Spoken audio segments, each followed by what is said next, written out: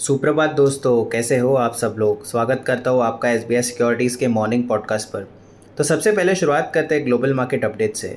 30 stock डाउ सिर्फ 0.04% ऊपर गया और इंट्राडे और क्लोजिंग दोनों बेसिस पर फ्रेश हाइस टच किए। S&P 500 लगभग 0.5% चढ़ा, जबकि नैस्डैक 0.9% तक रैली हुआ। मंडे को टेक स्टॉक्स ने स्ट्रॉन्ग बाउंस दिखाया फ्राइडे के कमबैक को कंटिन्यू करते हुए, जिसने ओवरऑल मार्केट को सपोर्ट दिया। इन्वेस्टर्स को अब ये उम्मीद है कि मार्केट अपना अपवर्ड ट्रेंड सस्टेन कर सकता है, क्योंकि पिछले हफ्ते का सेल ऑफ जो सॉफ्टवेयर और मेगा कैप टेक के डर की वजह से आया था, टेक्निकल बेसिस पे मार्केट को ज़्यादा डैमेज नहीं कर पाया। क्रूड ऑयल की बात करें तो Brent crude has been trading in a 65.19 to 69.76 range over the last 6 sessions, indicating consolidation after the recent move. The prices continue to hold above key short-term and long-term moving averages, keeping the broader bias positive. The trend is likely to remain bullish as long as crude sustains above the $66.5 per barrel, while the $71 zone is expected to act as a near-term resistance. The dollar index has witnessed a throwback around its 20-day EMA of 98 in the last two sessions. The index has failed to deliver a decisive close above its 20-day EMA, which is proving to be a stiff resistance. As long as the dollar index trades below the 98 mark, the short-term trend is likely to remain bearish. अब बात करते हैं Nifty के technical view के बारे में। Nifty ने कल गैप अप ओपनिंग दी, लेकिन पहली कैंडल के अंदर ही अपने इनिशियल गेंस के काफ़ी हिस्सा दे दिए। उसके बाद पूरे सेशन में इंडेक्स एक नैरो साइडवेज रेंज में ट्रेड करता रहा और 25,867 पर क्लोज हुआ, जो कि 0.8668% की गेन है। डेली चार्ट पर इंडेक्स ने स्मॉल बॉडी कैंडल बनाई, जिसमें दोनों साइड्स पर विक्स दिख रहे हैं। ये इनडिसिशन का सिग्नल देता है। फिर भी पिछले 3 दिन के हाई के ऊपर क्लोज मिलना एक कंस्ट्रक्टिव साइन है। ADX इंडिकेटर में DI लाइंस थोड़ी वाइडन होना शुरू हुए, जो इंडिकेट करता है कि डायरेक्शनल स्ट्रेंथ वापस बिल्ड हो सकता है। गोइंग अहेड फॉर लेवल्स की बात करें, the immediate resistance for Nifty is placed in the 25,970 to 26,000 zone.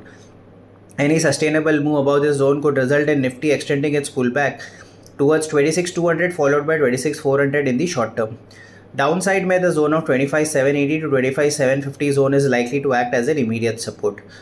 On the derivative front, the February futures ended higher by 0.7%, while the combined open interest for the current, next and far series reduced by 3.6%, which indicates mild covering of short positions.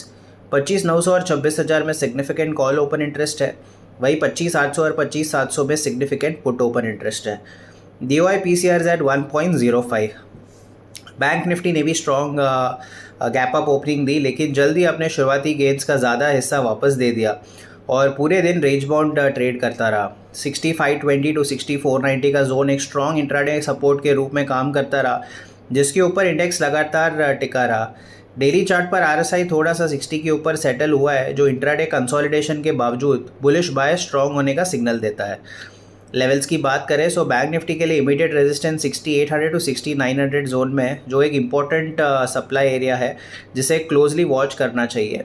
अगर इस zone के ऊपर sustain move मिलता है तो index का up move continue हो सकता है। नियर टर्म में 61,300 के बाद 61,600 तक जा सकता है।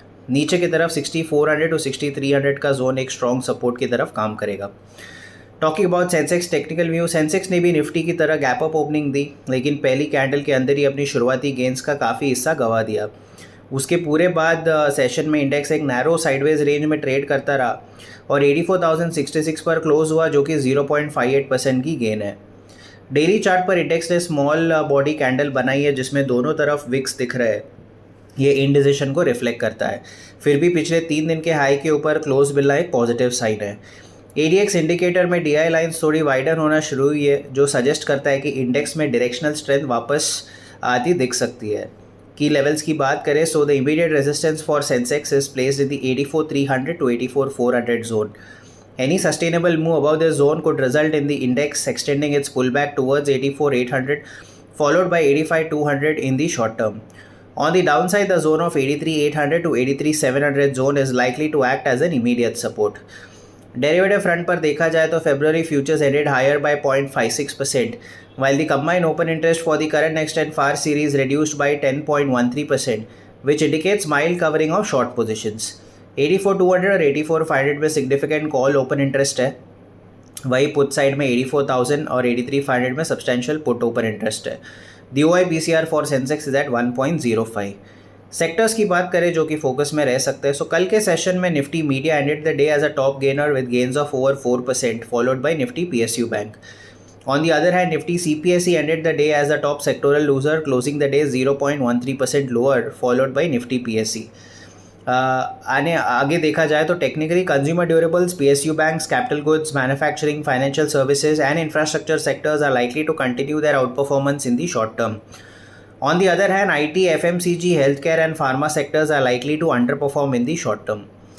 और अंत पे एफ आई पोजिशनिंग की बात करें तो एफ ने पिछले 2 सेशंस में कैश मार्केट में ₹4205 करोड़ की बाइंग की है. पिछले 5 सेशंस में से 4 सेशंस में वो नेट बायर्स रहे हैं. लेकिन लॉन्ग शॉर्ट रेशो अभी भी लास्ट 4 सेशन से लगभग 18 to 19% के आसपास ही होवर कर रहा है, जहाँ अभी तक एक क्लियर शॉर्ट कवरिंग का साइंस नहीं दिख रहा है. एफ अभी भी इंडेक्स फ्यूचर्स में लॉन्ग पोजिशंस के मुकाबले ज़्यादा शॉर्ट पोजिशंस होल्ड करके बैठे हुए हैं. So that's a wrap of today's edition of morning podcast. Thank you for listening. उम्मीद करता हूँ आपको ये पॉडकास्ट पसंद आया होगा. जल्द मिलता हूँ आपसे कल एक नए पॉडकास्ट के साथ. Until then, thank you. Investment in securities market are subject to market risks. Read all the related documents carefully before investing.